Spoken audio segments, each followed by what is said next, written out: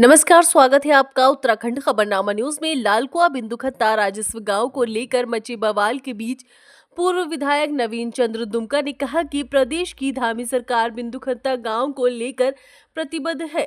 उन्होंने कहा कि बिंदुखत्ता को राजस्व गांव का दर्जा दिलाने की कार्रवाई सही दिशा में आगे बढ़ रही है। जल्द ही इसके सकारात्मक परिणाम सामने आएंगे और जल्द ही बिंदुखत्ता सहित अन्य गांवों को भी राजस्व गांव का दर्जा मिल जाएगा। सूबे की धामी सरकार के 3 साल पूरे होने पर अपने आवास पर आयोजित प्रेस वार्ता में पूर्व विधायक नवीन चंद्र दुमका ने कहा कि धामी सरकार के 3 साल ऐतिहासिक रहे। उन्होंने कहा कि मुख्यमंत्री पुष्कर सिंह धामी के नेतृत्व में सरकार प्रदेश में विकास के नए आयाम विकसित कर रही है और धामी सरकार प्रदेश की हर क्षेत्र में विकास के कार्यों को बढ़ावा दे रही है।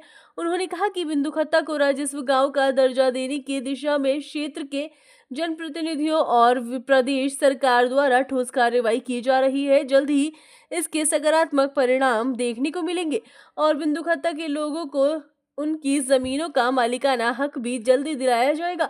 उन्होंने कहा कि जो भी लोग इस कार्रवाई में लगे हुए हैं वे सभी बधाई के पात्र हैं। उन्होंने कहा कि अगर बिंदुखत्ता को राजस्व गांव का दर्जा मिलता है तो इसका लाभ क्षेत्र के अन्य गांवों को भी मिलेगा। उन्होंने कहा कि उनके द्वारा लालकुआ मालिकाना हक को लेकर उनके कार्यालय के में कार्रवाई की गई थी, जिसका लाभ लोगों को मिलना शुरू हो गया है।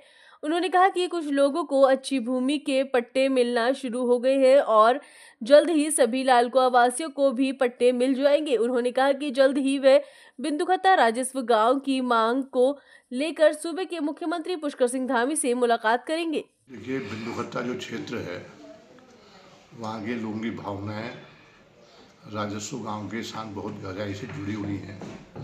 मैं अपने 5 साल के कार्यकाल में अपने स्तर से प्रयास करने के बाद इस मांग को पूरी नहीं कर सका, लेकिन वर्तमान में जो लोग कर रहे हैं उनको हमारी शुभकामनाएं हैं। लेकिन ये बात भी सही है कि बिंदुखत्ता सबसे बड़ा क्षेत्र है।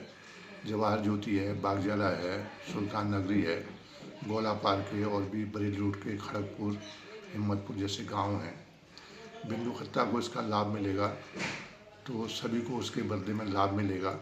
और यद्यपि ये विषय भारत सरकार के स्तर पर निर्णय का भी है और कई राज्यों से इसमें उच्चतम न्यायालय की समय समय पर स्टे इत्यादि भी होती हैं, लेकिन स्टे होना, स्टे खारिज होना सरकार का निरंतर प्रयास करके उसको जनता को लाभ पहुंचाना है सरकार का काम है।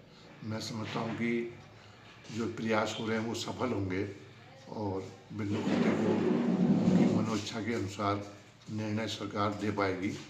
लालकुआ भी 1975 में संभवतः राजस्व गाँव बन गया था, नगर पंचायत बनी, लेकिन मालिकाना हक नहीं थे। मेरे विधायक के कार्यकाल में एक जीओ पास हुआ और मालिकाना हक की शुरुआत हुई। अभी भी वो काम चल रहा है। तो ये सब चीज़ें निरंतर प्रयास से, निरंतर संपर्क से, निरंतर बदलते हुए कानूनों के क्रम में और सरकार से अनुकूल कानून पास करवा करके होते हैं। मैं समझता हूँ कि भविष्य में हम इस काम को पूरा कर पाएंगे और लोगों की जनभावनाओं का सम्मान करेंगे। धन्यवाद।